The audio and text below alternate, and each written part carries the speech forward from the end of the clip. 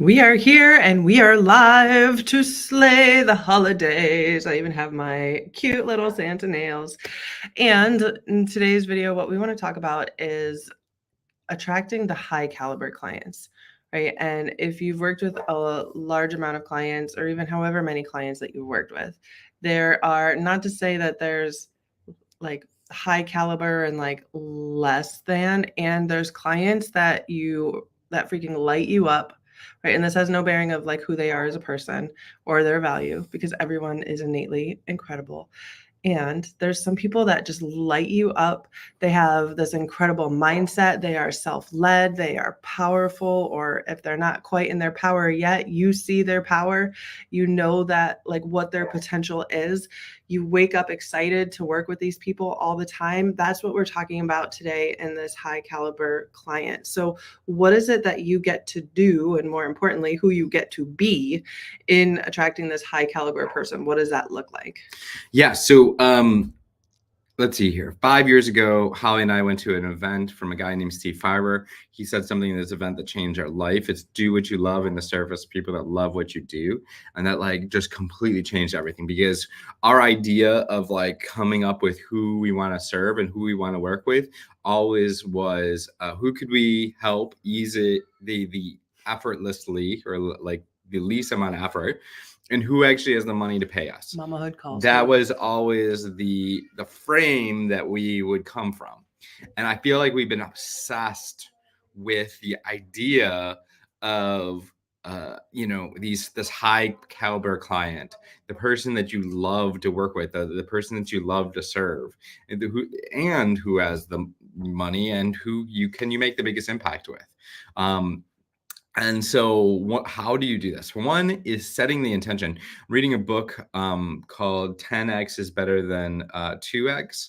And it's been amazing in the sense of like, they talk about, sometimes you have to let go of almost like the basic growth of your business to move towards great, right? It's like, this is like good and you can just keep on kind of growing, or you can make exponential leaps upwards.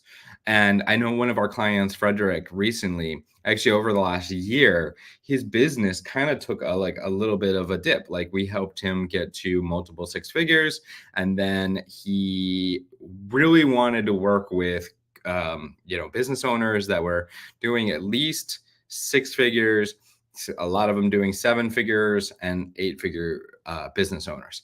And so, but what he was attracting was ones that were just getting started.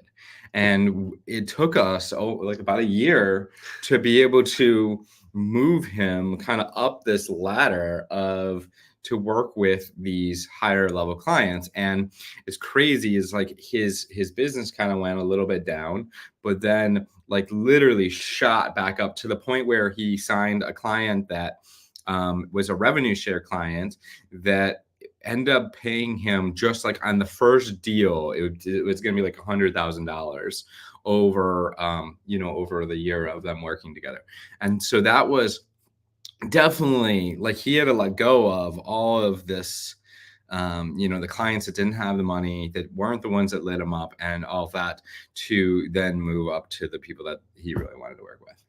Yeah. So you just nailed something that came to my mind when you're talking with, like, as you're going through and you have the vision, you know what these people are about, what they're like, what matters to them in the world, what they're up to in the world. And even when the external circumstances aren't looking like things are working, you hold the space of, these are my clients. This is what I do. This is who I work with. I am not going to let my external circumstances dictate me into scarcity. I am moving forward. I am holding the space for them, and I'm keeping that energy and that vibration that I work with these people. Yeah. Right. And it can be really easy to find our validation and our joy and our success levels by looking at the external. And like, we can, and I say we as like a collective of people, when we come into these situations, and I really honor Frederick in this, is that he didn't falter in his vision Yeah. of who he was out out to work with, and who he knew in his heart, like, and soul, that these are my soul clients. These are the people that I'm working with, and they're a higher caliber of people, and they're not the beginners, right? And he held that. And the results of that, like, he literally had a 6-figure week, right? That rev share was actually 300,000 Oh, wow. throughout the year, Okay. not 100. Hell yeah. So, and it just keeps coming. He just had another 25K. He just had like all of these opportunities are coming from him because he held the space of, these are my people. I'm going to hold this because this is my vision. And when you falter and say like, okay, well, I'll just take this, or we'll just do this one for this, right? You're falling into like a scarcity. And I love how we are, I'm digging the hat. You like it? You kind of got like a Hermosi like vibe. I ain't going to say, I mean, it's like its own oxterosi. Right. Yes. I like it. Excuse me. But it's being able to not falter into a scarcity and holding on to the vision, and then, you know, being that, like, who do you get to be to work with this higher caliber person, right? Who do you get to be to work with the powerhouses, to work with the visionaries, where visionaries and leaders and world changers look at you and you're like, heck yeah, you're the one. Who do you get to be? And be that continually, day in and day out, and being evolving in yourself and doing the inner work in yourself, so that people can clearly see that you're the one, because you're the one. Yeah. Right. And so what's that going to take? Yeah, the other thing is, so one of the things we got to do over the last year with Frederick is it's like shifting his messaging. And so one of the things that we realized, like, just really like been focusing on is like he would speak kind of very generally in the value that he brings, and he brings a lot of value. So he was just general with his content and general with his messaging. And that always goes to the bottom of the barrel, right? Like, general messaging always kind of comes down to, it's interesting, if you speak to people that like to get to 7 figures or get to 8 figures, like 8-figure, like it always just kind of drops like a level down.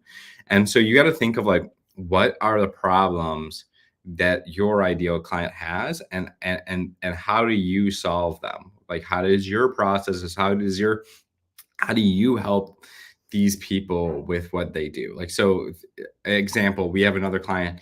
She was like, should I message to leaders, like corporate leaders or executives?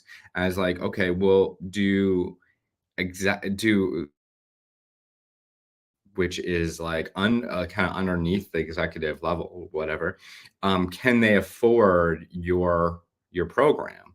And she's like, no. And I'm like, okay, well, then that's easy. Then you need to only speak to, you know, C-suite executives, and because they will have the money to pay you. And then if a leader comes up and they want to stretch to invest in your program, because that's where they want to be, is they want to be at that executive level.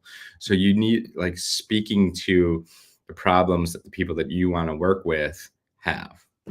Yeah, well, I think that it's really important. I see a lot, they're like, a lot of people go and they're creating content for them, right? Like, I'm going to make this post about what I'm going through and me and my emotions and my feelings and my life. And having a level of vulnerability is important. Having a level of authenticity is vital.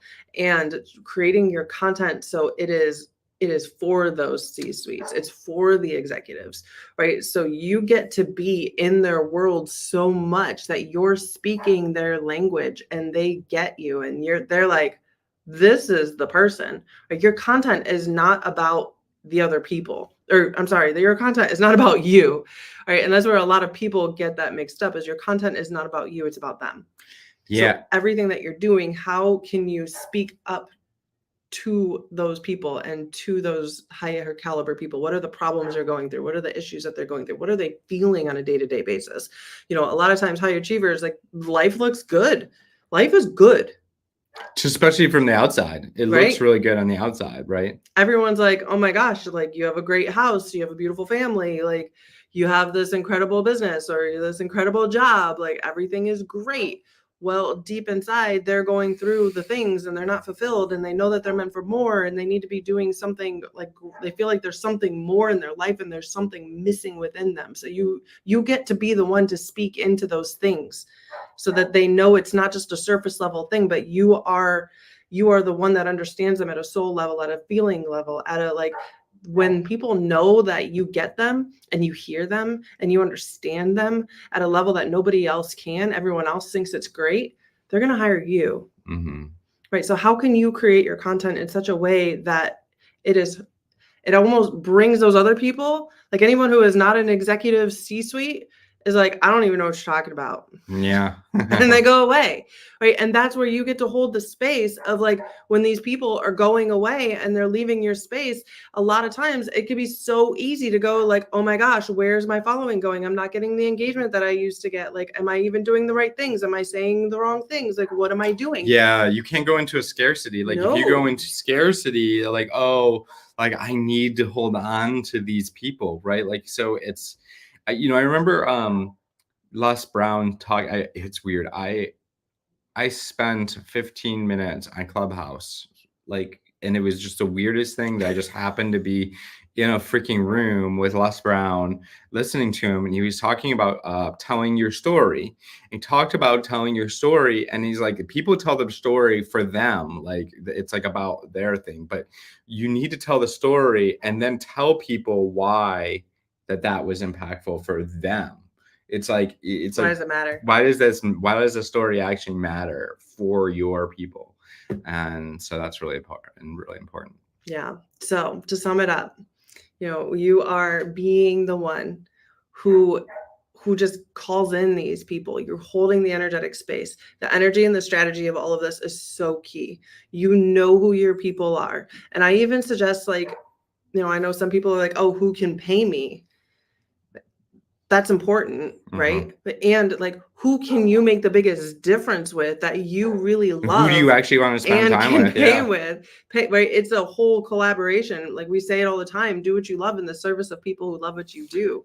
Right? You got to be in their world. You got to get them. You got to know them. You got to know their problems. You got to know, like, what it's going through their mind and before they go to sleep. What is the goals that they want to accomplish? What's their dreams? What's their aspirations? What are the unknown things, the unknown truths that have never even been said before?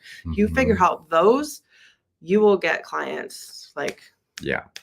So we still have some spaces for the Impactful Strategy call. So this is 30 minutes. We jump on a call and we kind of just see, how, like, we go through an assessment of, like, literally looking at your business and seeing what is missing or broken.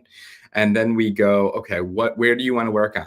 And we pick one of the spots and we kind of start working on one of the spots. And then at the end of it, if you're like, you know what, I just want support with all of this and I want guidance, then we can schedule another call and go deeper. And then we can talk about, what we offer on that call, but there is nothing to buy on this first call. So if you want that call, comment me below, shoot us a DM. Shoot one of us shoot one of us a DM. I know how it is.